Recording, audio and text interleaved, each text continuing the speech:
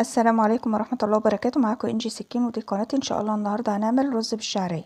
هنا معايا حله بدأت سخنتها وضفت لها حوالي معلقتين كبار من الزيت ومعلقه كبيره من السمنه، ومعايا كوبايه من الشعريه هبدأ ان انا احمرها.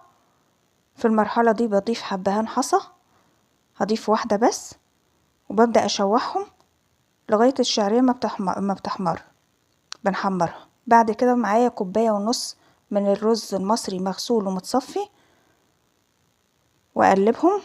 بعد كده بضيف لها ميه مغليه وملح وربع معلقه صغيره من الفلفل الاسود. طبعا كوبايه الرز المصري بتاخد حوالي كوبايه لكوبايه وربع من الميه. هنا انا معايرتش الميه لان بعمل منسوب الميه اعلى بواحد سنتي من الرز، ولو احتاج بعد كده بسيط من الميه بزود. هنا قلبتهم، الرز اتشرب، ببدأ اهدي النار واسيبه لغايه ما يتردد مع نفسه او يستوي على نار هاديه. هنا ظهر بالشكل ده، وده التقديم بتاعه. استودعكم الله الذي لا